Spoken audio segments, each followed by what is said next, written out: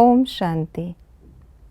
संगम युग पर ईश्वर स्वयं आकर हमें ईश्वरीय बुद्धि का वरदान देते हैं और हमारे अंदर वे सारे दैवी गुण भर देते जिसके आधार पर हम 2 युगों तक राज्य करते हैं। तो आइए रिवाइज करते हैं आज के 25 जुलाई 2024 के मधुर महावाक्यों को। बाजोली के खेल में क्या समाया हुआ है? सारा चक्र, ब्रह्मा और ब्राह्मणों का राज। संगम युग पर सभी बच्चों को बाप से कौन सा वर्षा प्राप्त होता है? ईश्वरीय बुद्धि का। छोटे छोटे बच्चे कौन सी बात समझा सकते हैं? हम 84 जन्म कैसे लेते हैं? सीढ़ी कैसे उतरे, फिर ब्राह्मण बन चढ़ते हैं, ब्राह्मण से देवता बनते हैं। शिव बाबा संगम युग में आकर क्या करते हैं? उपकार करते, पारस बुद्धि बनाते, बेहद का वर्षा देते, राजयोग सिखलाते, ज्ञान से देवता बनाते, अपने गुण वर्षे में देते, पुरुषोत्तम बुद्धि बनाते, सुख का रास्ता बताते, पतितों को पावन बनाते, विकारों पर जीत पहनाते, बाजोली का राज समझाते, तमो प्रधान से सतो प्रधान बनाते। किसको क्या कहा जाता है?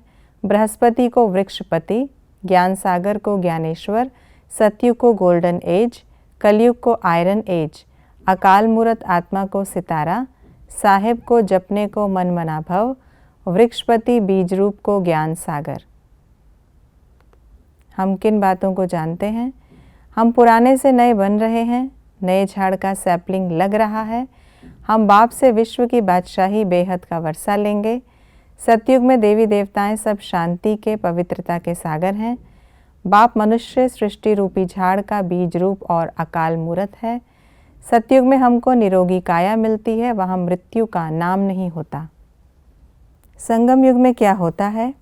हमें ज्ञान रतन मिलते, माया से युद्ध चलती, गीता एपिसोड चलता, हम विशाल बुद्धि बनते, नए झाड़ का सैपलिंग लगता, ईश्वर के गुण वर्षे में मिलते, हम पर बृहस्पति की दशा बैठती, हमारी बुद्धि हीरे जैसी पारस बनती, हमें बाजोली का अर्थ समझाया जाता, हम पर अविनाशी बेहद की दशा बैठती।